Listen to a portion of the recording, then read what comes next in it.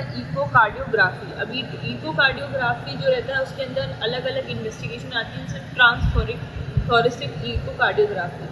तो इसमें क्या होता है कि जैसे कि आप सोनोग्राफी करते हो, उसमें आप पूरे ऑर्गन्स देखते हो, सेम ये इसमें भी यही करते हैं कि आप हार्ट के ऊपर एक प्रॉब लगा के और फिर उसमें जो उसके स्ट्रक्चर वगैरह हार्ट के वो आप देखते हो 2 डायमेंशन में। तो ये हो गया। फिर डॉपलर इकोकार्डियोग्राफी आती है। तो डॉपलर इकोकार्डियोग्राफी में आप ब्लड फ्लो को देखते हो कि ब्लड किस फ्रीक्वेंसी के साथ फ्लो कर रहा है, तो ग्रेड वेसल्स के अंदर और हार्ट के अंदर। तो ये आप देखते हो डॉपलर करके। तो अगर कहीं भी कुछ होता है तो उसकी जो फ्रीक्वेंसी है वो शिफ्ट होती है, तो हमें पता चलता है कि कोई रिगर्जिटेशन तो नहीं है या फिर बल्बुलर रिगर्जिटेशन तो नहीं है, तो वो प्रेशर या फिर स्टीनोज वॉल्व तो नहीं है। तो ये सारी चीज़ें आप देखते हो। फिर एक आता है ट्रांस ईसोफेजियल इकोकार्डियोग्राफी।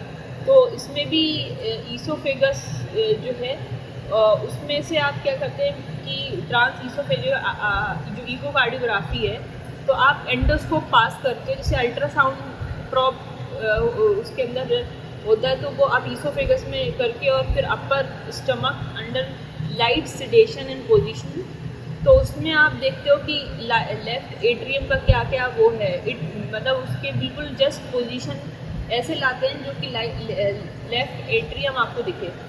तो ऐसे करके आप लेफ्ट एट्रियल के appendages, pulmonary veins, thoracic aorta, inter atrial septum, ये सारी चीज़ें विजुअलाइज कर लेते हो।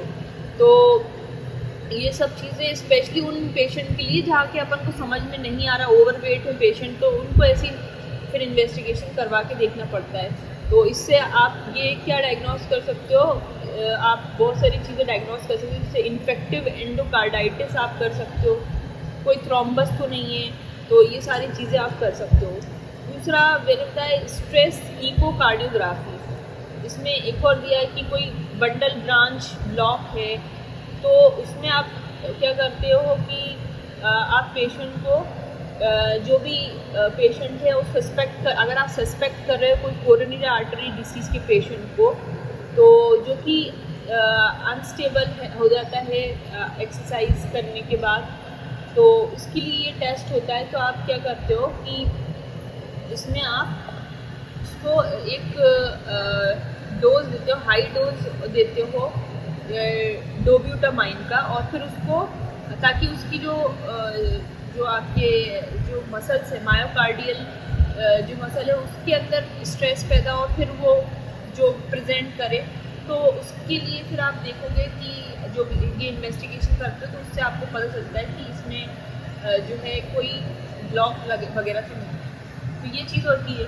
और सीटी तो आपको पता ही है कि आप क्या क्या देखने को करते हो कि चैम्बर, स्ट्रक्चर, कार्डी, ये सारी चीज़ें सीटी करते हो। और एमआरआई भी पता है कि सॉफ्ट टिश्यू को देखने के लिए की जाती है। और फिर उसके बाद कार्डियक कैथेटर जो है आपका लगा कर करते हैं। तो कोई कैथेटर को इंसर्ट करते हैं वेन आर्टरी के अंदर, और एक्सरे की मदद से आप गाइडेड एक्सरे में इसको आप नोट करते हो, और सारी चीज़ें ऑक्सीजन सेचुरेशन सारी चीज़ें इसमें आप लगाते हो और देखते हो, और चैम्बर्स भी देखते हो इस कैथेटराइजेशन की मदद से।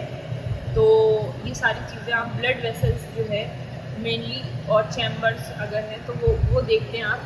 Left heart catheterization involve assessing the arterial circulation even through the radial artery to allow catheter of the aorta। Radial artery से आप इसको वो करते हैं, इंसर्ट करते हैं, और फिर आप पूरा का पूरा देखते हैं। तो एक तरह से ये coronary angiography is the most widely perform procedure होता है। तो कोरोनरी आर्टरी में ये ज़्यादा अच्छे से, मतलब कोई भी अगर उसमें प्लाक है तो वो देखने के लिए करते हैं, कैल्सिफिकेशन, थ्रोम्बस, स्टीनोसिस, ये सारी चीज़ें देखते हैं। इस वीडियो में हम कोरोनरी आर्टरी डिसीज़ के बारे में सबसे इम्पॉर्टेंट जो 30 to 60% क्वेश्चन उसी से आते हैं, और बहुत इंपॉर्टेंट टॉपिक है पूरी CBS का, वो देखते हैं अगले टॉपिक।